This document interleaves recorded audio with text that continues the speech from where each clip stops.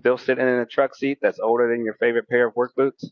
Your back has been filing complaints for years. If your seat is worn out, sagging, or just plain uncomfortable, it's time for an upgrade. Head on over to seatspecialist.com. Check out their selection of quality replacement seats built to keep you comfortable mile after mile. And don't forget to use promo code TR10 4U to save 10% on your order. Seatspecialist.com, because a better ride starts with a better seat. Welcome back to That's Delivered podcast, where trucking meets innovation, hard work meets heart, and stories get delivered straight from the road. I'm your host, Trucking Ray, and today we're getting into something that hits home for every fleet, every driver: safety technology. And now we've all seen it. Fleets getting bombarded with alerts, dash cam sensors, and AI systems. So many it starts to feel like technology is running the show. What if alerts don't actually make fleets safer? What if they just make things noisier? My guest today is John Weldon, president of SureCam, a company that changes the game when it comes to fleet safety and video telematics. With over 20 years of telematics and vehicle safety innovation, John has been leading charge on what he calls right-size safety, smart, practical solutions to help fleets focus on what really matters without drowning in data. John, this is a privilege to have you on the show of That's Delivered. I'm really glad that you're here. I wanted to get to know you a little better and let the listeners know all the things you've been doing over there. You've built a career that's been on the innovation of motion, from AI-powered dash cams to cloud-based fleet visibility. Let's start at the beginning. What first pulled you into telematics and fleet technology world? Yeah, I'm not from this world originally. So I had an investor in a company we had about 20 years ago, a public company guy that went to work for a satellite-based company. So the first foray into this business for me was in the military, where we were Blue Force tracking in the military. So we were one of 3 life-saving technologies named 5 years in a row. It was Blue Force tracking, which is when we were in Iraq, and all the other places in the Middle East, they didn't have good visibility into the trucks, the tanks, all the people that were going over the horizon. So they put in Blue Force tracking to understand who is friend or foe. So when you have helicopters or, bombing runs or things like that, it was really important to know who the good guys were. And so that's how we started, was with satellite tracking in the military, sort of very low latency, very high accuracy, because lives were literally on the line every time we broadcast the data. Wow, nice. So, when you talk about practical innovation, I mean, that's something that can be used to save lives, literally. And can you explain what it means in your world, or how you've applied this mindset at SureCam? Sure. I think, one of the questions that we talked about earlier was, what does, safety really mean to me? And that's that everybody who gets in the cab at the beginning of the day gets to return home at the end of the day for their families.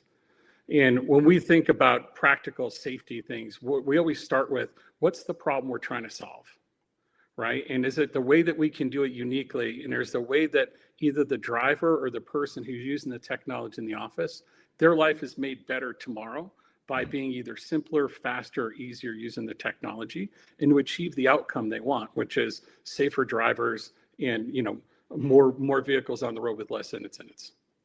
Wow, nice. That technology is used in so many ways for drivers, managers listening right now, or to get those constant pings, those warnings of sometimes they're false alerts that can actually, add more stress instead of reducing it. What kind of damage can you say that fatigue brings that's caused by those alerts or anything like that with the cameras? Yeah, to get back to the prior point, what problem we're trying to solve here? If you look at a 50-unit fleet, right, and let's say they have 9 different alerts on: speeding, eating, drinking, cell phone use, distracted driving, tailgating, you name it. If you have 50 vehicle fleet and you have 9 models on, they all go off once a day. That's 450 alerts. Can you imagine the average 50-unit person trying to get through all those? I mean, that's a full-time job for somebody just to look at the alerts. It's impractical.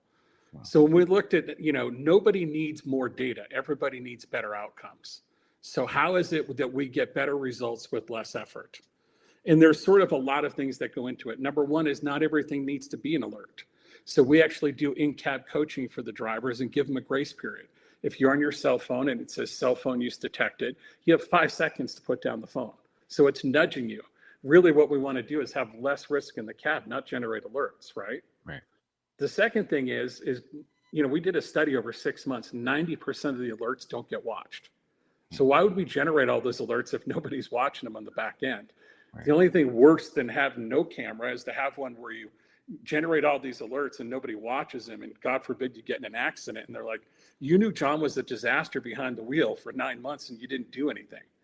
So what's the solution for fleets? You can't not have one for insurance purposes and liability purposes, and you can't have one that generates so many alerts that nobody in your office is ever going to want to get on the thing because it's just an avalanche of things you don't have time for. And there's lots of good technology around that right now, where if you get something where you don't correct the behavior and a nudge becomes an alert, there's lots of things you can do as a fleet. Number one is you can set minimum alerts and say, listen, if somebody's eating or drinking, I don't really care about the first time. Notify me the second time. It sort of cuts out some noise. Or the opposite.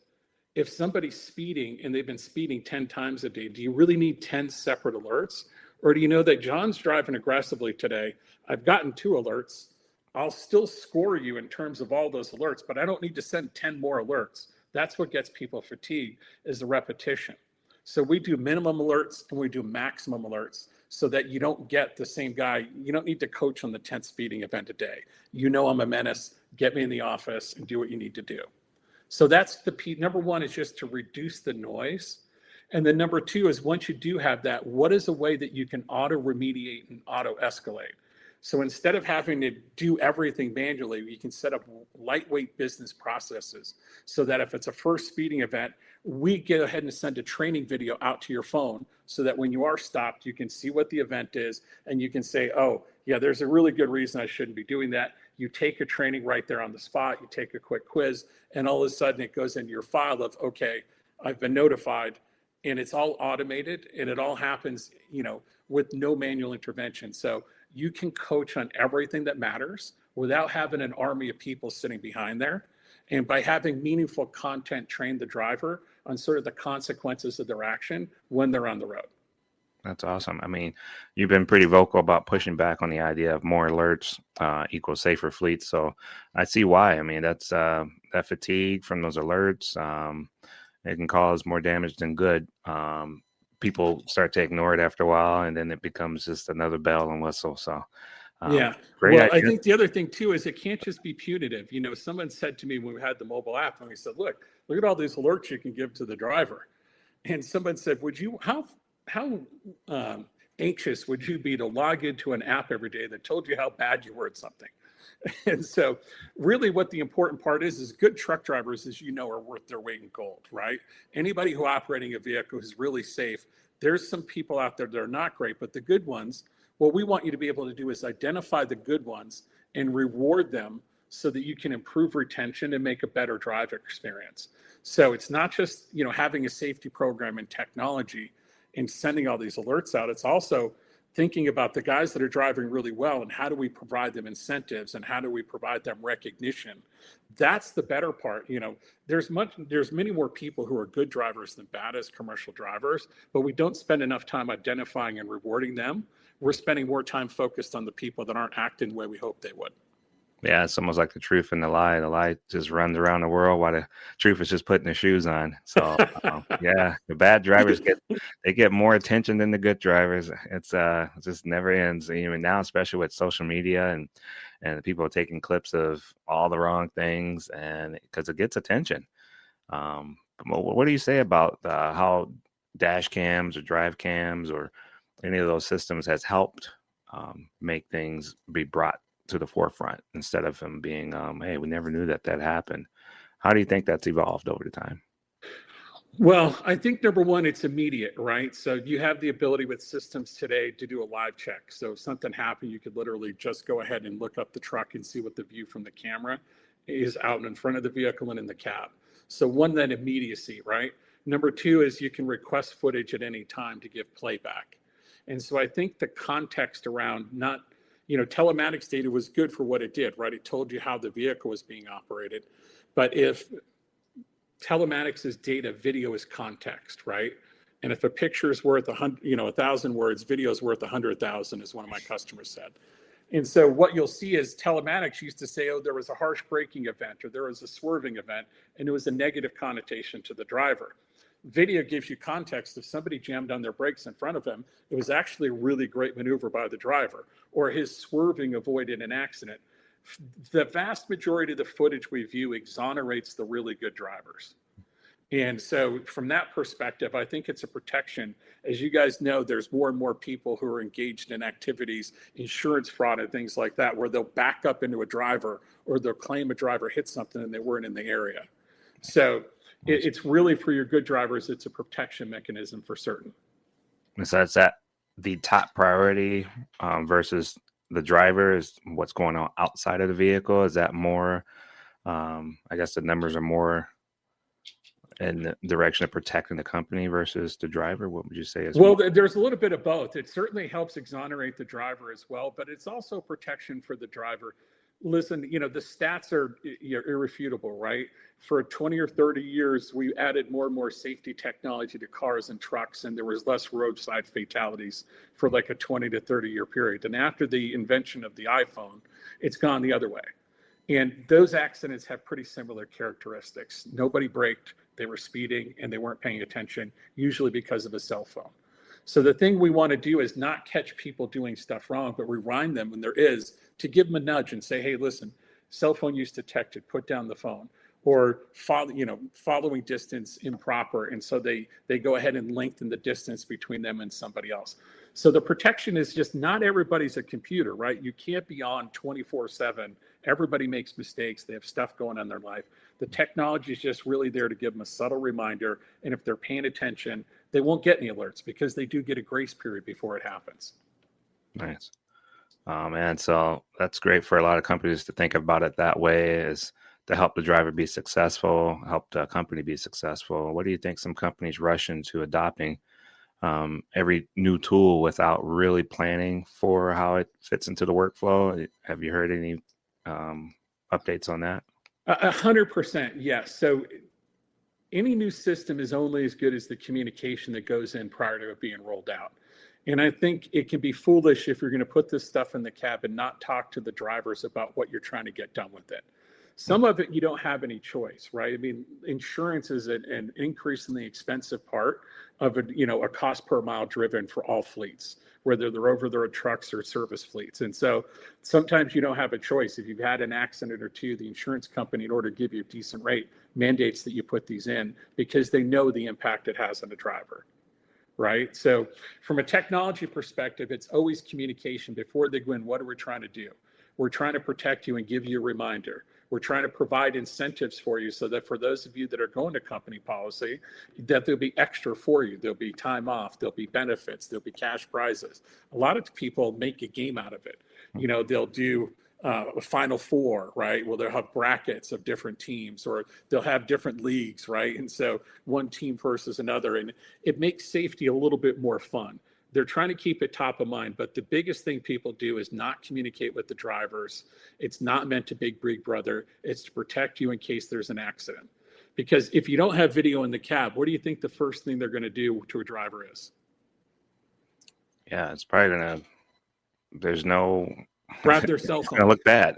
Yeah, if you don't like having a camera face you in the cab, how much do you think you'd like it when they grab your cell phone? That's the first thing they do in an accident. Is if they don't have footage in the cab, they subpoena the driver's phone, and they try and get if whether or not the person was on the phone or not at the time. Were they texting? Were they talking? Or things like that. So there's a lot of invasion of privacy for drivers these days that we can protect against if there's unambiguous footage in the cab and says, look, my guy was doing the right thing. You can see this person was a knucklehead right here. And as I said, the vast majority of commercial drivers are really good drivers, and the rest of us are maniacs. Yeah, the hands-free options should be what they practice using. I know the technology isn't always the greatest with the noise from the cab, but you got to keep trying.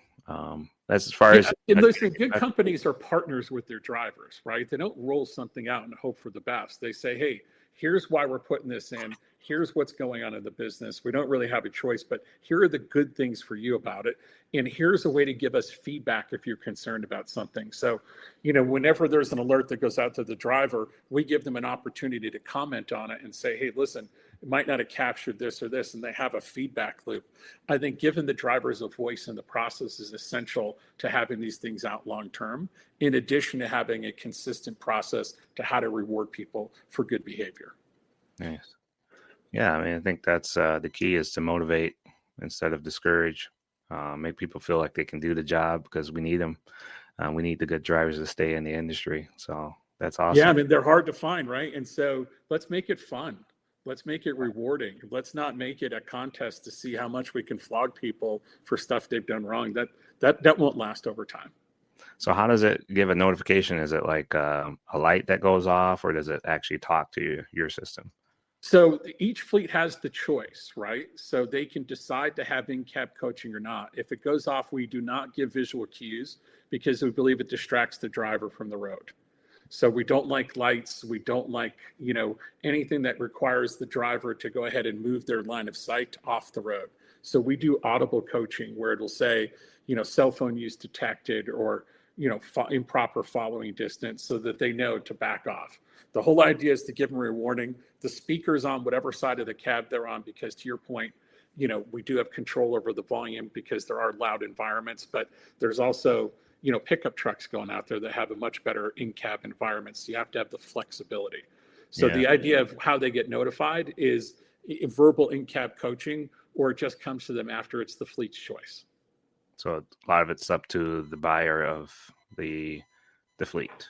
Yeah, we try and give a lot of flexibility. I mean, if you think about it, there are trucks that go home at night, right? So we'll geofence the home of the person and say, once we get to within a quarter mile of the house, it'll stop recording.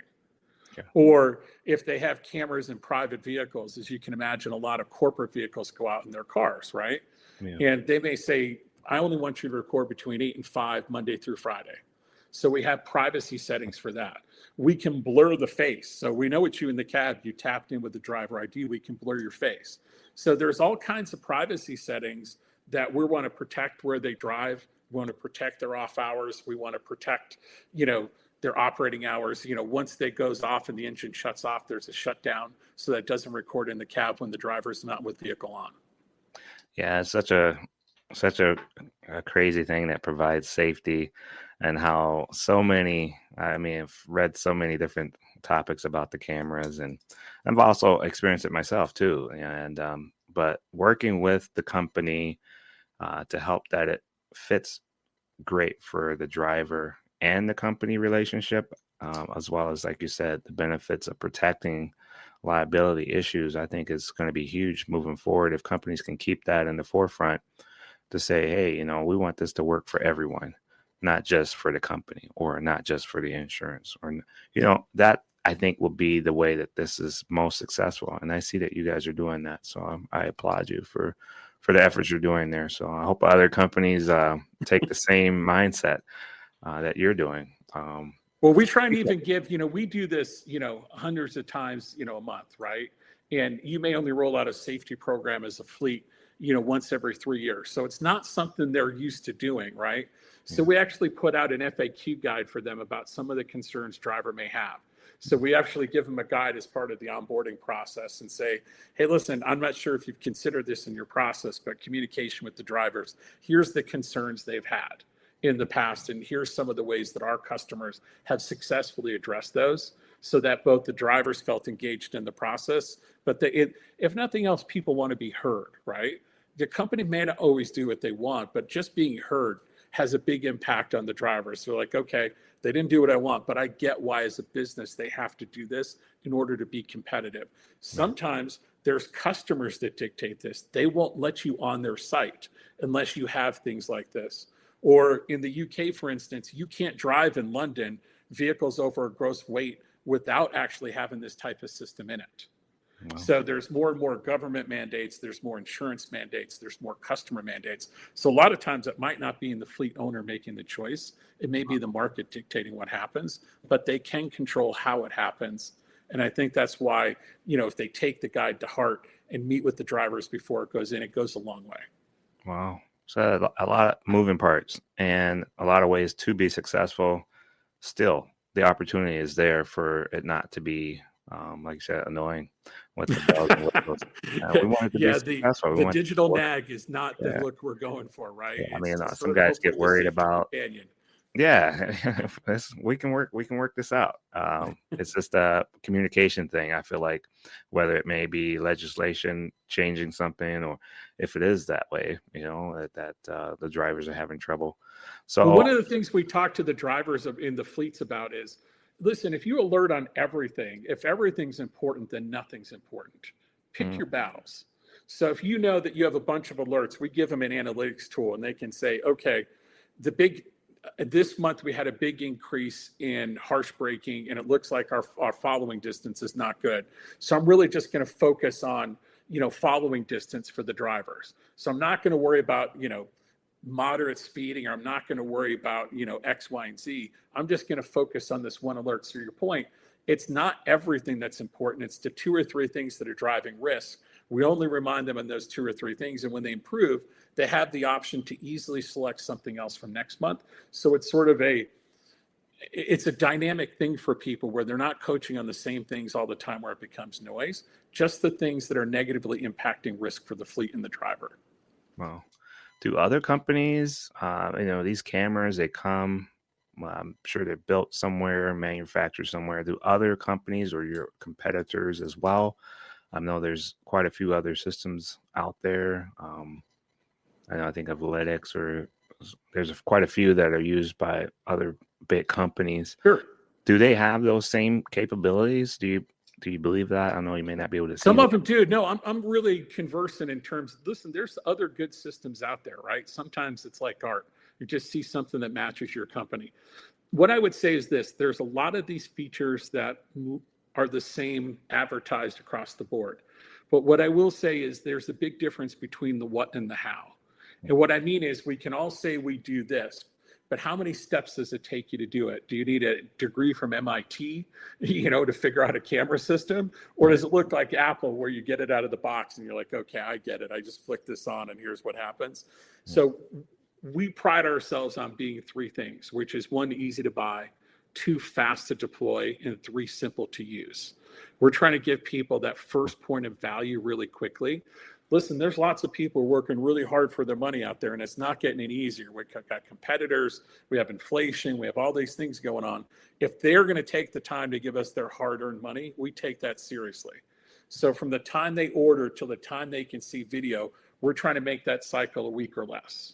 Right. So that they can see video right away. So yeah, there's plenty of people. They have lots of models. There's lots of different cameras out there. Some of them do a really good job for certain. They have really good technology, really good cameras. Where we're focused on is making it so that we adapt the system to how you do business, as opposed to you having to adapt your business to how our system works. Mm-hmm. And that's why we've been able to get good traction, is because people like simple. They don't want to spend all day long trying to figure out my stuff. They just want it to work when they need it to work, how they need it to work. Yeah. And I think that resonates with the driver too. I mean, you want to be able to drive how you feel comfortable driving that. So I don't set off the camera. It's a little backwards. Yeah, but we also have the ability to adjust some of the sensitivity settings too, where if the driver's like, hey guys, if you just tweak this a little bit, we get 50% less, alerts, and it's not really going to increase our risk. And here's why. That's what I mean by that dialogue. When you put it in, don't give any alerts for the first 2 weeks. That's what we do. We just make our fleet sit there and say, this is what's going on. How do we want to craft a system to address the level of risk here? Okay. And then so it's always good to have a sit down, and then the fleet can say, honestly, guys, we weren't sure what we were going to set up, but what we've seen is we have a rampant use of cell phones that we know is 100%, and we have a no tolerance policy for. But yet, because we haven't been enforcing it, people feel it's okay to do it. Right. That's another thing. And sometimes I had to call we literally were talking to a customer the other day, and he said to us, I was in the cab and I got a call from my boss, and I picked it up, and you could hear my boss heard cell phone use detected from the camera coaching him, and he goes, "This is what just happened. You cost me, boss. Do you want me to answer the phone or not answer the phone?" Sometimes we're our own worst enemy, where the bosses are calling the drivers to talk to them about something and causing alerts. Yeah, yeah, it is such a tricky thing. Yeah. Yeah, I or think the benefits far outweigh the. I think text the me. benefits far outweigh Is the that a negatives. trick? There are definitely negatives if you can, but if you can talk and have that honest dialogue, you have enough flexibility. I think you can craft a system that everybody can live with. Beautifully said. I like that. Um, the culture that you want to go along with the camera, with the technology, is what's going to be um, successful. I think it's going to be make the biggest impact for not just the company, but even those around that are driving and sharing the road together. So if everyone can do that, if companies, I know there's a lot of big companies out there that are pushed by company board meetings. I work for one myself, and we have cameras in there. So if they could just create a culture where the camera is good for everyone, I think it'll be, even then the data will get clearer. I think the data will be even better. You'll get I don't think there's any doubt about that. I think if we work together to figure out what's important and what truly drives change, and what we feel comfortable rewarding on and penalizing on, I I don't think anybody can argue with the underlying premise. The underlying premise is, I want you went out in my truck at the beginning of the day, and your family is counting on you to come home at the end of the day. And that's all we're trying to do, is give you tools that when you do go ahead and slip, and let's face it, it's not easy to concentrate if you're driving all day behind the wheel. And so everybody has personal things going on in their life that might distract them. And so it's not bad to have a safety net, to just say, hey, put down the phone, increase the following distance, be a little less aggressive. Yeah, Because that's all we're trying to do, is get you home. Yeah, I don't know about, I see some drivers with the phone to their head. That one I don't get. You're a professional truck driver. It's one of the tools of the job to get a headset. I've seen some outrageous things on video, but I've also seen some truly amazing things in terms of people avoiding accidents that they had no business avoiding. So, but to your point, if we can get rid of that risk, I think it's safer for society as well. I think the number one thing is distracted driving for cell phone use. That, yeah, U.S. Highway Department transportation statistics. I butchered that, whatever that department is, but they talk about how fast the average text message is answered in the U.S. And really? Yeah, so they publish stats, and it's 8 seconds. And given that 600,000 to 800,000 of those phones are on the road at every given time, that's a scary statistic if it's 8 seconds. So I've seen people go 8 to 10 seconds without looking up to the road, going 75 miles in a freeway in a Class 8 vehicle. And they're just down here doing this, answering somebody in the road. It's scary. That's a huge problem, let alone being tired, adding that to it, and anything else. Yeah, I mean, add all the risk factors, right? I mean, there's got to be a balance here where the drivers have to have some say, the company has to have some say, and they have to have a tool that's flexible enough for them to say, okay, this is how we want to operate as a group, as a fleet, as a driver group. This is something we can live with. We don't mind being coached on these things, as long as you blur our face and it doesn't get out there and you shut it off during these times of day. Okay, we can live with that. Nice. And you know, nobody knows what that is before they put it in, but if you're good at listening, you have a plan for feedback. That it's like any system you put it in for one thing, and then there's hidden value and there's some gotchas. Like, oh, I wasn't, you know, the unintended consequences, right? It's like, I never expected that to happen. We have to fix it. This is a horrible driving experience. Or, oh, this is nice. I didn't know that. You know, one of the things we found out when we put in video to one of our customers, they had about 600 trucks and about 800 drivers. And what we found out is that they had ABCs in, right? So acceleration, braking, cornering, they had telematics. It was giving them alerts already. But because nobody was coaching them regularly, there's no consequences. What we found is having the camera in the vehicle not only reduced the risk of cell phones, which they had a lot of, but it cut down on speeding and it cut down on braking events because of the reminders in the vehicles. The ABC events improved as well. Nice. So sometimes there are pleasant outcomes to these things. And, you know, again, I would just say, you know, if we've learned anything during this, it's communication. If you don't have communication, you don't have feedback, then it's not likely to be as successful as it could be if you took the extra time. Nice. Take the extra. Yeah, very nicely said. Man, to think about AI also, where do you see the future going? Is AI in charge of writing a report, or is that done by a human? When it comes to the occurrence as to what happened, is okay, we caught speeding 10 above. Here's what we could do to improve it. Is AI involved in that process? Well, so I would break it down to, for us, no, we use AI to help the leadership identify patterns. You know, what's trending in the wrong direction? How do we intercept that, right? There are people out there that are doing AI coaching. To me, it seems a little bit creepy. It may be useful, I don't know, but what I would think about is I would divide it into training and coaching. And to me, coaching is a very interactive experience. I don't know if you played sports. I played sports. A great coach is invaluable, right? They give you insight and they give you some of their experience. I don't know that AI doing that is super useful. I think that still needs the human element, because you have to listen to the other person's perspective in order to really get, in effect, change. Where it's really cool is training. So as we talked about before, if you have an alert, how do I get you training that's specifically identified for that? There's really good companies out there, you know, whether it's Smith Systems or Samba or, you know, Applied Driving or people like that, right? Where they have a catalog of training stuff that's been vetted through 50 years of experience, right? And they know how to improve driver training. So lots of video systems do a good job of describing the problem, but unless you get training out to the drivers, you're not solving the problem. And so I would say where AI is going to have the most impact is a recommendation engine. So if we see that we have 10,000 people who took this video and 10,000 people who took a safety class, and group A had 10% fewer events than group B for the next 90 days, well, probably we should go back to doing all the stuff for group A. We'll get fewer stuff. So it's about looking at stuff holistically and saying, where is my opportunity for improvement, and how do I analyze all the data that's out there to help the individual fleet? So, you know, we got thousands of fleets and, you know, tens of thousands of units running around every day, right? We take all that intelligence and we say, here's what we've learned over that group, and we apply it back to you, so that we can take the wisdom of the crowd and help the individual know how and what to do in each of these circumstances. So I don't know that a report helps so much as specific training around specific events that delivers the maximum impact. Okay. So I would say number one, that's the number one use case, is tailoring all these solutions to what's going on in that particular fleet. I don't think there's a one size fits all solution for everybody.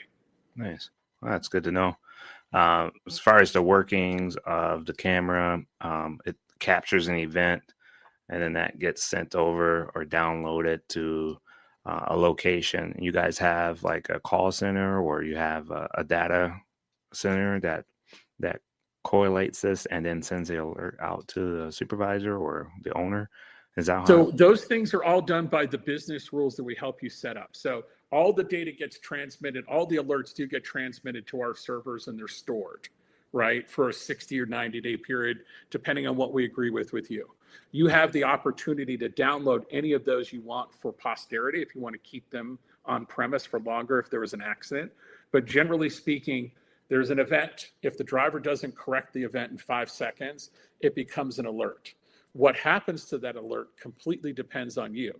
You could go ahead and send a notification out to the driver and give them a piece of safety content, or you could just add it to their safety score, depending on the business rules you've set up. Okay. So it's completely flexible. You don't have to coach every alert, and not every alert generates a video.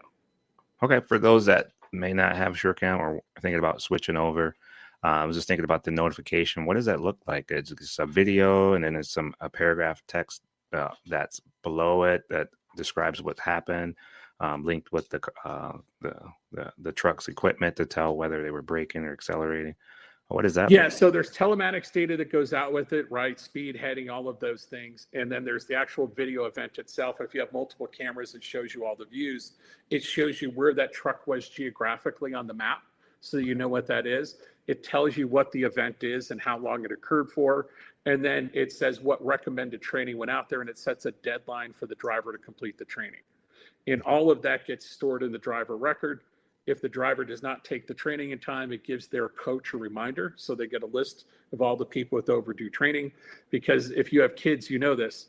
If there's actions without consequences, you will not get a change in behavior, right? So there has to be a deadline for people to do stuff and encourage them to do it. So in terms of the data that goes out with it, they get, full visibility to the entire event. And then they have the ability to request more footage if they want to see what led up to that and what was behind it. So if SureCam maybe got an account, you would have to install your cameras, or can they use the cameras that they have? No, we're really dependent on our cameras because we own the firmware. So all those things that I told you about controlling privacy and settings and things like that, that's firmware that we've developed to make the camera operate as flexibly as possible for our end fleets. So Right. we do both the camera and the telematics. We're an all-in-one solution, so they don't have to have two different things. You don't have to have a telematics provider and a camera provider. Now, if you want us just for your camera provider, we do hook into other telematics systems, yes. But the mandatory piece for us is to actually have the camera because we're a video first company. And you guys are expanding fast. I mean, even securing the funding to keep scaling, or even AI, it's always changing. There's always money that needs to be invested in that. What makes your approach to dash cams and video telematics stand out from others on the market? I think there's three things. I think number one is service levels, right? We have, for every geography we're in, we have local support-based teams. Number two is we proactively ping the devices. So every 3 hours, we hit your camera up and say, can we turn it on? We check the SD card, we check the GPS link. The number one reason people leave video companies is they miss an event. So we're pinging it, and if we don't get what we want, there's a pop-up on your screen that say these 4 cameras have an issue, this is what we think it is, and then you can click on the button to triage it or create a ticket, and we'll help you with it. But I think number one is just the dedication to service. And number two is the tools around, where we're always fishing for problems. So you can't address anything that you don't know about, and neither can we. So it's that level of transparency. We try and think of the 3 things we can impact are the risk on the road, we can impact the retention of the drivers, and we can impact the returns to the fleet. And so what we're focused on is having the camera on all the time that you need it on, having it operate in the way you did with the fewest false positives, right? And then having a high quality experience. I mean, you'll see there's all kinds of companies out there having SD card problems, having camera problems. That's not what happens with our fleets. We're actively and proactively out there fishing for problems. And when there is one, we're there to support it. There's always going to be problems with stuff, but how fast do we deal with it? So how we differentiate, number one, is making sure the camera's on. Number two is the service that you get if you don't understand something. And number three is the tools we give you to figure out who your problems are and what to do about them very easily. Instead of needing, an advanced analytics person, just simply serves up and said, these 10 drivers, the bottom 10% of your drivers are generating 5 times as many alerts as your top 10. So let's just focus on these bottom 10%, and you can improve your safety score and reduce your risk dramatically. Don't worry about 600 drivers, worry about these 30. So taking big problems and breaking down into small pieces and making that obvious to everybody what should be done. All right. So just to cover some of the myths that are out there. I mean, the big brother Mythbusters time. Yeah, no, Mythbusters. I like that. So yeah, watching the cameras, they're on. They could be accessed all the time. What do you say to individuals that say the camera is that big brother watching over us? How would you debunk that? Well, I don't know. I wouldn't want to be my big brother. He beat me up a lot when we were little. So maybe somebody has good big brothers and has a good memory. It can be. I mean, listen, there's no doubt it's a little bit intrusive, right? You're used to having your own domain and there's nobody else in it. But that's just not the world we live in today, right? We live in a society that's done in 30-second sound bites with Instagram or Twitter or things like that. And the vehicles become no different, right? And so the problem is that if there is an issue, you have no ability to protect yourself if it's not in there. What I would say is that a good system only is on when the vehicle's on, is only on during working hours, is not on when you're sitting at home, right? So you have some privacy there.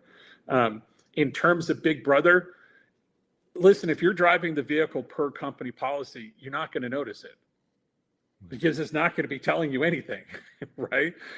So I think there is no doubt it's a little bit of an invasion of privacy, but it is the company's vehicle that you're using. And so they have to protect themselves. And honestly, all of them just want you to be safe. Yeah. So the trade-off for privacy is safety. And as long as the video only goes where you want it to, when you want it to, I think that's the big thing people should be worried about is, okay, is the vehicle is the video disposed of in 60 days, like they're saying per company policy? Is it only on when we say it's on? We actually have dash cams that are forward facing only. So there is an option to just not go in the vehicle if you don't want to, if people feel that strongly. Now, that's not going to protect the driver, but it also gives them complete privacy. So again, we're not telling fleets how to put this stuff in. We just want to make a solution available to them when they make their choice. Okay. Yeah, and that's great. It's totally understandable. I think too, some people say, I think we mentioned that before, but maybe we could just reiterate it that that's something that you don't actually specialize in, but maybe the infrared lights on the camera. Some people are saying that may cause some problems with their eyes. What would you say to individuals like that? Just possibly follow up with their doctor. How would you debunk that one? Yeah, one of the things I promise is I'll go and get the research for you. We haven't seen it at all. We only use it at night because it's, when you have low light in the cab, there's no way. Some of the models that we're trying to detect are, eye position and for fatigue, right, and head bobbing and things like that. So you need to have it to understand where their eyes are positioned and whether or not, from a fatigue standpoint, we meet the criteria for fatigue driving. We haven't seen any of that data out there. I don't know what the power output is on it, but I will find out for you and follow up. But there hasn't been a single complaint in the 10 years that our guys have been doing it. Nice. Thanks for commenting on that. And then what would be the best way for a driver, if he has concerns, to bring it to attention to the company, or how would they go about it? Maybe some people say there's nothing we can do, it's a myth. I try to let them know what I'm experiencing here in the truck, but then, nothing gets done. What would you say to someone down on the bottom of that chain of the effects of the camera? How would they be able to speak up for themselves? That's a great question. So I think what we'll find is that there's a distribution of companies just like there is for anything else. There's 10% that say, hey, what's going on here? How can we help? Right? I mean, then there's the middle of it that say, okay, if so-and-so is complaining about it, this is a problem. We should look at it. And then there's the other 10 or 20% that say you're getting what you're getting. So there's not one solution that's going to fix everybody, unfortunately. But I would say the thing that I've seen be successful before is two things, actually. Number one is what and how. We'll go back to that again. Sometimes the message gets lost based on how it's presented. And if we take an adversarial approach right off the bat, then the management team is going to try and defend themselves. But if you say, hey, I'm trying to understand why this is in and why my experience is different, can you walk me through how we got here? And they say, okay, I understand that. And I know what you're trying to do, but that's not what I'm seeing in the cab. Do you want to know ask them a question. Do you want to know what I'm experiencing in the cab? Because I guarantee you, if I'm experiencing it, a lot of other drivers are too. Mm. And the other thing is to ask some of their colleagues, hey, is it just my camera? Is it just me or my truck? Or, are you guys seeing the same thing too? And if 2 or 3 people go up and say, hey, we're just having a chat in the break room, and it turns out that we're getting a lot of false positives on this, you may want to look at the settings, or this doesn't do what you think it does in the cab. Do you want to sit in with us? And just invite them into the cab to get into your experience. A lot of managers are super curious about this because it is new, and some of them are on the fence about it themselves. But as we talked about earlier, if you're going into London, you don't have a choice. If your insurance carrier says you need it in order to get a policy, there's not much you can do. But that doesn't mean we can't make it a better experience for you and the driver. So It goes back to what we talked about. good, smart people in fleets that put this in will invite the driver feedback. But if they don't, and the drivers want to get out there, I would say the easiest thing to do is to not make it confrontational where the other person wants to defend right away, but to say, hey, walk me through why we did this. Okay, I get it. I know what you're trying to do. That's not what I'm seeing in the cab. Would you like to see it with me? And almost universally, people are going to say yes. And we do get some feedback on that and say, guys, I think we messed up a setting here because this guy's thing is bizarre. And that happens every once in a while, right? Somebody who's in their system, they messed around with the settings, they changed something unbeknownst to somebody, and they got somebody's password or something happened. It's easy to switch back, but I would just say communication works both ways. Much like the driver wants to be informed about what management's doing, I guarantee you the smart companies want to understand the driver experience and figure out how they can make that as best as possible. Nice. Wow. That's beautiful. Nicely said. And I think if everyone took that, I mean, that would solve a lot of problems in the world. Remember, I said that. Sometimes I'm not always good putting that advice to work myself. Same here. You get really passionate about what you do, and it just comes out. I mean, that comes even in marriage, right? You get disagreements. You got to work it out, but sometimes it gets real heated. Yeah, I mean, the best word in all things is compromise, right? Yeah. And so just I can't stress with you from both sides, the willingness to listen has a tendency to bring the temperature down in the room 20 degrees. If we just ask questions instead of accusing, and we sit there and we listen to the other perspective and ask a question or two, now they know you're trying to listen to them. Their opinion feels valued. And now we've set the table for compromise. And if, I think that's the best we can ask, is that the other side genuinely listens and cares about what we have to say. Beautiful. Respect the human factor, because we're still here, and we're trying to make a difference. We're fighting for ourselves here. I mean, we got AI trying to do this and do that, but people get scared about it. But I think the human factor we're still number one. Good judgment is not going to be replaced anytime soon, and certainly the ability to listen actively and give that sort of feedback to people, that they're valued. I think it's greatly underestimated. Beautiful. I like that. That's perfect. To wrap things up, I know people are probably curious about the product, but hopefully they give you guys a chance to see what you have to offer. How can they reach out and find more information about SureCam and also yourself? Yeah, SureCam.com is the website. So SureCam.com. So it's easily found, and I think there's a bunch of good information there. There's all kinds of links on there to get a hold of us for a demo, or if you want to call back, happy to do it. And everybody can find me on LinkedIn. So John Weldon, president of SureCam. I get all kinds of people that approach me with stuff, and it's so interesting how many good ideas there are out there and how I'm learning from other people every day. So if you want to start a conversation, I'm always open to it. How about skydiving? I mean, I'm getting some feedback about skydiving. You've been able to do some of that?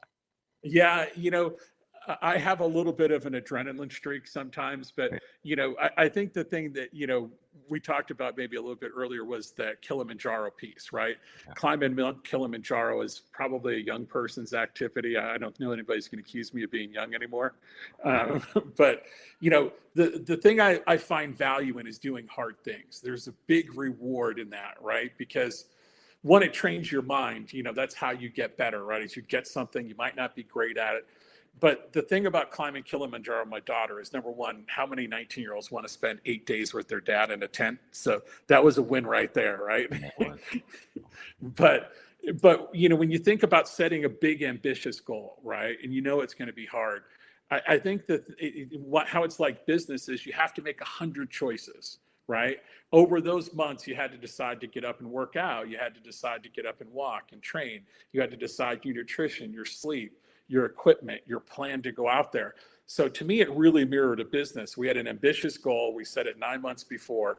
And I can tell you my fitness level at the time, I was meant for sea level. I was not meant for 19,000 feet, okay? I had a body for sea level. So just setting that big goal and every day having to make hundreds of small choices that over time made us a great outcome and a lifetime adventure. I think it really applies to business. And so those are the kinds of things I'd like to do hard things, expand my horizons, learn, and then ultimately get the satisfaction out of the journey, not necessarily the outcome. That's beautiful, man. It makes me want to go somewhere with my daughter for maybe skydiving or something like that. I don't know if I do the climbing the mountain thing, but yeah, I mean, There's plenty of ways to do it, but I recommend it. It's certainly being outdoors with people is a great way to connect, even if it's just on a hike. It is. My wife and I, we got to do. I think we went to what's it, Angel's Landing over there, and in Utah, sure. There's a lot of stuff over there in Utah. That's no easy climb, and that's a little bit scary because the drop off. There's no guardrails out there. Yeah, on the chain and hugging the wall. That's pretty crazy. Yeah, checking out. I didn't do it. I did the Narrows though. I did the Narrows. Zion is a beautiful place. So anytime you can spend out there is great. It's just gorgeous. I mean, breathtaking views. Yeah, I mean, it's endless. I was just there 3 weeks ago, is why I know the hikes you're talking about.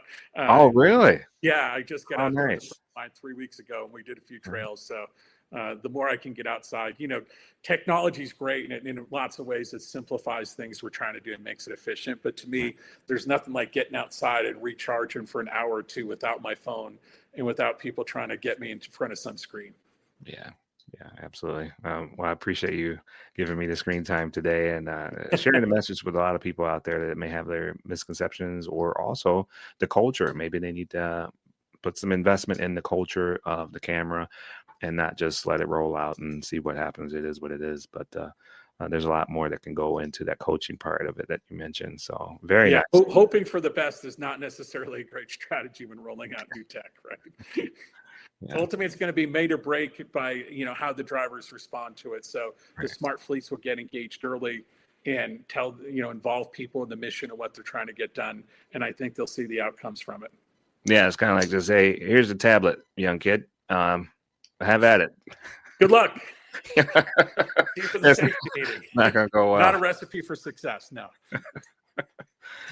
Oh man, so John, it's been an awesome conversation, and I hope you've helped some people to rethink how they look, how they approach and use technology and safety out there, reminding everyone that smarter doesn't always mean more complicated. It's about building systems that help drivers be successful and help keep fleets safe out there on the road for investment wise, and help them thrive to be able to continue to do what they do. So for anyone that wants to learn more about it, please don't hesitate to reach out to SureCam.com and connect with John too on LinkedIn. And to our listeners out there, whether you're rolling through a night shift or managing a fleet or just starting out in trucking, remember, safety isn't just about reacting. It's about learning and leading with purpose, staying aware of what's ahead of you. So I really appreciate the time you've given us here. Thank you so much, John. Thanks, Ray. Appreciate it. Thanks to everyone out there for listening.